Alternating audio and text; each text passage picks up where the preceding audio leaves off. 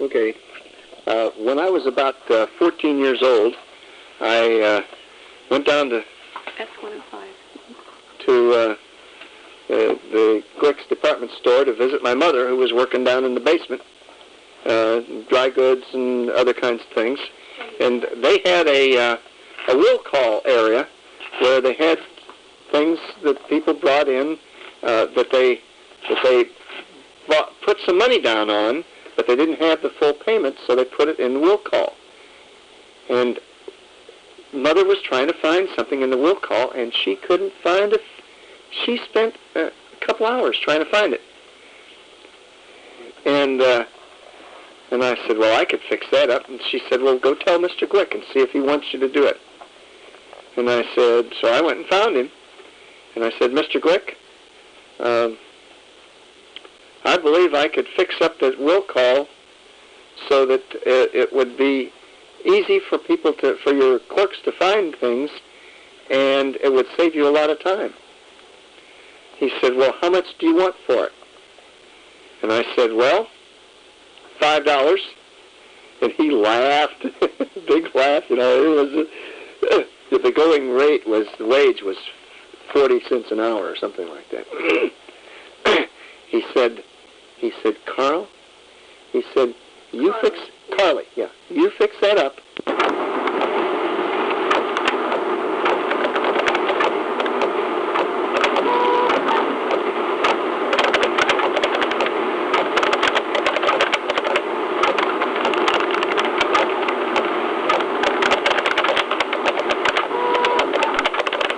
Is that the pool hall?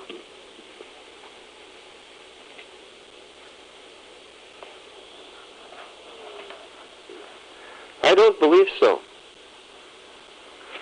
I don't believe so. Look here. This building has a round turret. This one has a round turret. This is Madison Avenue running this way. Uh-huh. So you're perpendicular. So you're looking east on 3rd Street. See this big tall building here? That's the fireman's hall. Okay. Okay. And there's a... That's on the left-hand side. Right, and the building right next to it.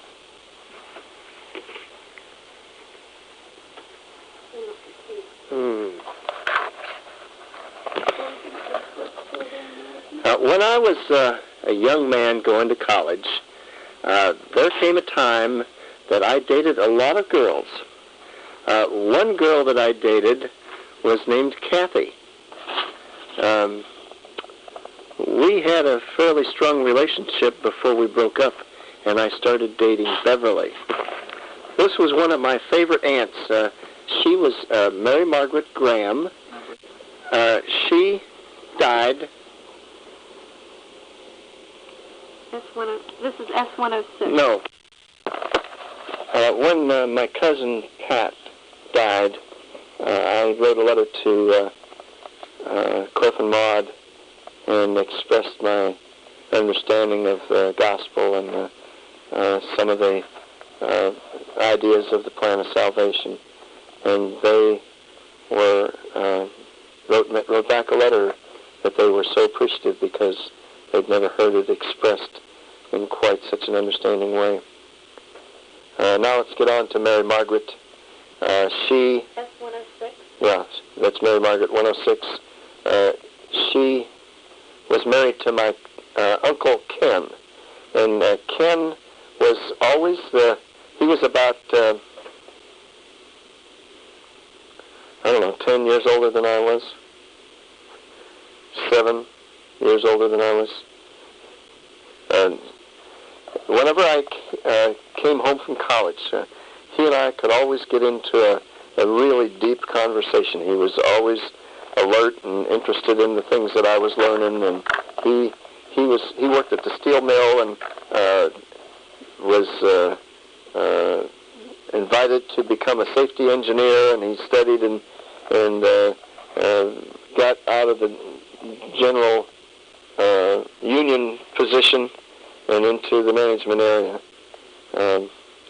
We always were able to talk. He was a strong swimmer. I was a strong swimmer. We had lots of things in common. And she married him, and she was just a very special person for me. 107. This is S107. This is a picture of a junk heap looking across the junk heap at the Madison Theater and the Fireman's Hall and Grandma's front room upstairs over the pool parlor. That would be the second window to the Yes. from the left. Both of these windows were part of her apartment. Okay. Now, how big was your apartment? Well, the ceilings were about 10 feet tall, and the rooms were about 15 feet squared, I'd suspect. It's kind of hard to remember the distances, but I believe that that's about right. How big is this room? This room is about 17 feet square. So that's probably pretty close.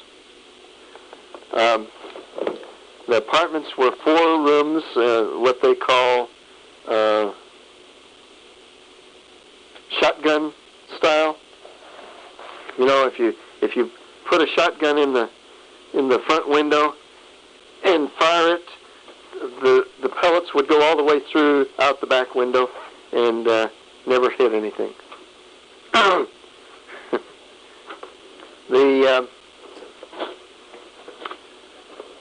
I remember an incident one time when I was in my teens. In the summertime, Mom decided that we needed to clean the walls and ceiling.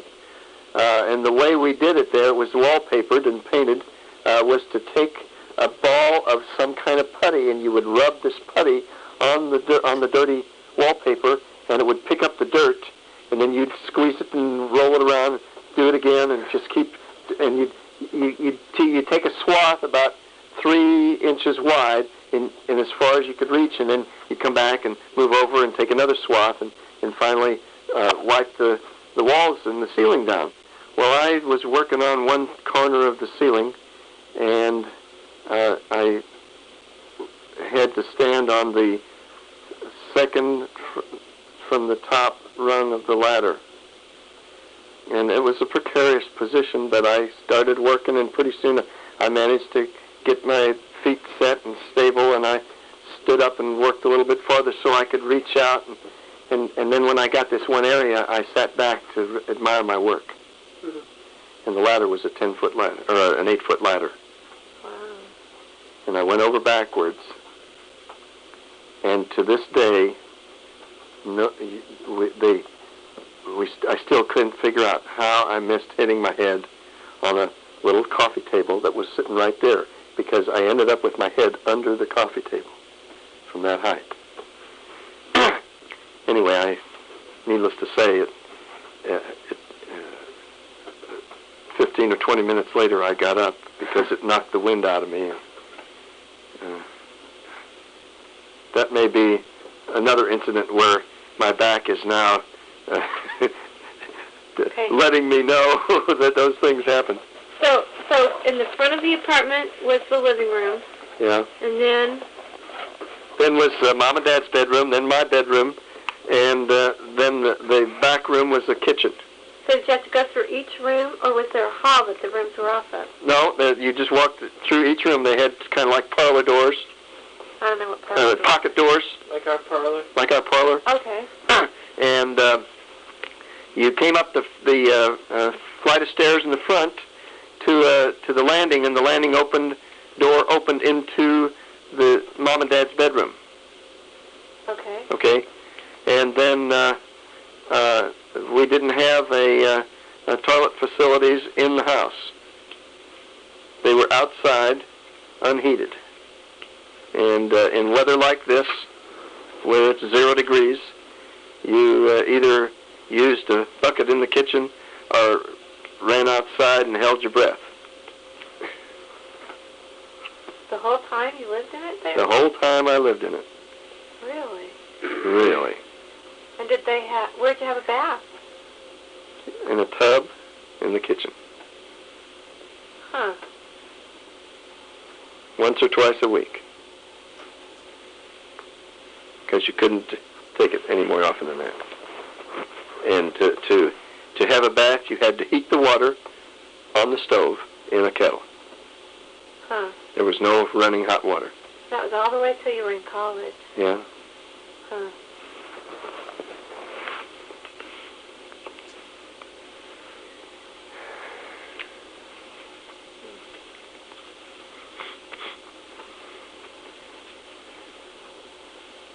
Okay, well, look at these. Oh, is this junk heap in picture S107? Is this junk heap, was that always across the street? Or I don't believe it was. In fact, I'm trying to remember.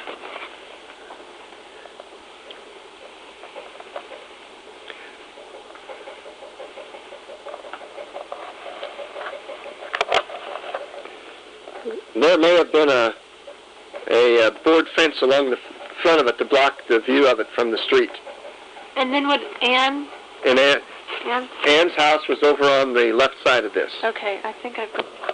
Here's where we had the Saturday night dances with Grandma. Is it rolling? Yeah. Up on the second floor of it. Up on the second floor. And down on the bottom floor, that's where the fire department, like the fire engine was? Or? No. This was the fireman's hall. If you look over here, there's another... This building is on the near side of the street. Over here is another building right next to the fireman's hall, which is the city hall, and inside the city hall was where the fire trucks were. Okay. And this Madison Theater, where's that? Madison Theater occupied the first floor, and it was the Nickelodeon movie house. Occupied the first floor, and the fireman hall occupied the second floor? The firemen used second floor for their meetings and activities and so forth. So did you go to the movies all the time when you were a kid? Yeah. When I was about, I don't know, 12 years old,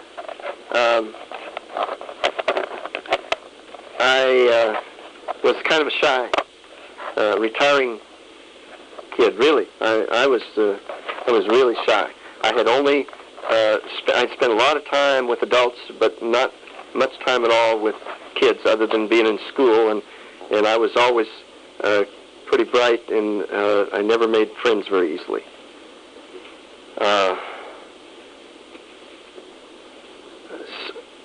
I was walking in front of the theater one night, and there was a kid came up and tried to push in front of me to get at the theater or something like that, and I kind of pushed back, and he turned around and took a swing at me, and I lost my temper and started flailing, because I wasn't a fighter, and I started flailing, and I backed him up and backed him into a corner, and about that time, my dad,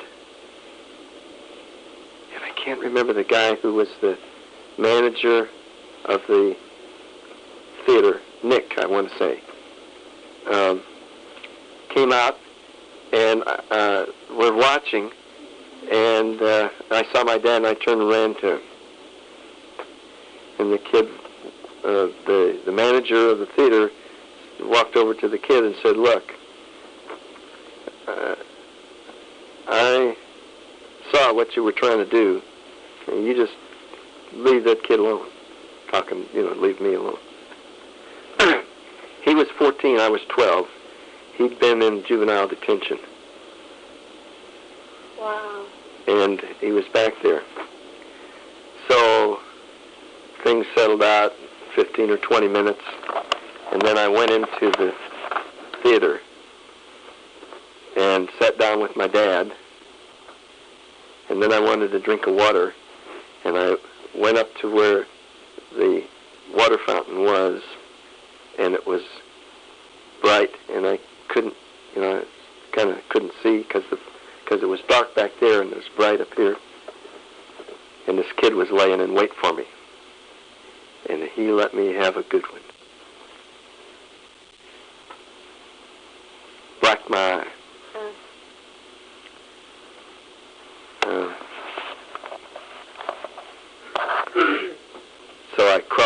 walk down to the place where my dad was, because I couldn't get up. I mean, he really let me have it.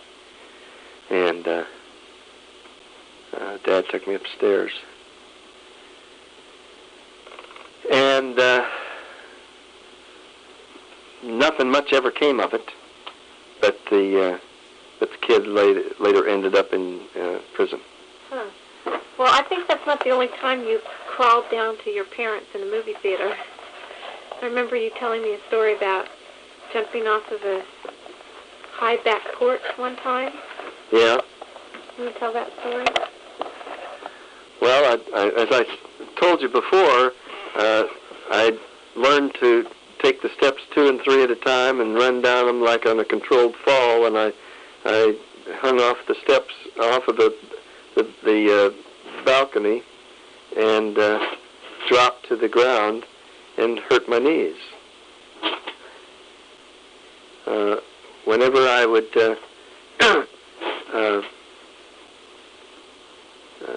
I can't quite remember all this, and maybe you can remember what I told you, but I think I went into the theater and went to get something, and in the course of walking back, my knees hurt, and I fell to the floor, and I couldn't get up, and I had to crawl down the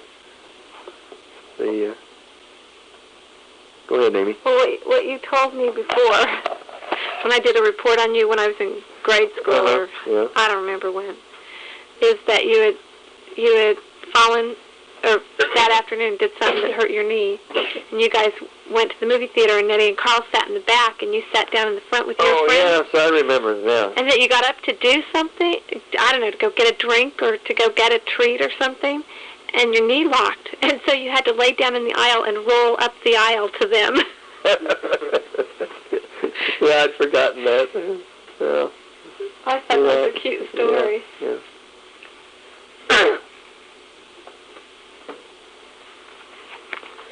Yeah. There, turn it off and let's look at This is S108. When I was 11 years old, it was 1941, and the Japanese bombed Pearl Harbor.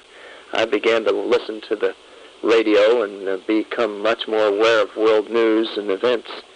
In the Tri-City area, Madison, Granite City, in Venice, Illinois, they formed a civil defense radio net, and those people known to be interested in and capable in the art of radio repair and operation were invited to join. My dad was well known in the area for his ability to repair radios, and so he was invited to join, and he took me to participate in this activity. Then when there were natural disasters that took place in the area, they would call on this civil defense radio net to provide communications. I was trained to operate the radio station and do all the communication at the age of 10 or 11 years old, 12 years old. Wow. And when they had a flood at the Chain of Rocks, in the area near the Chain of Rocks bridge where the Missouri River joined the Mississippi River, and there was a lot of danger to the surrounding farmlands in the bottoms area. We went out to provide emergency communication, and they put me in the station at the Chain of Rocks Tower. Wow. The other fellow that was there... How old were you then? 12, 13. Now, was this, this wasn't ...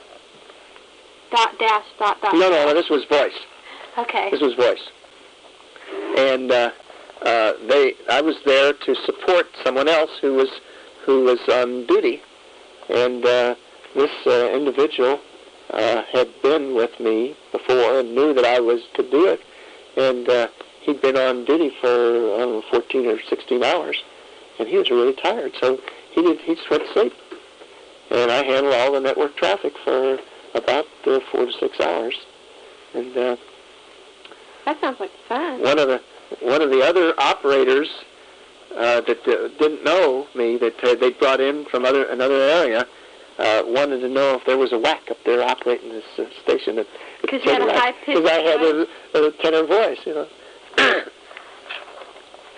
You know what, Steve?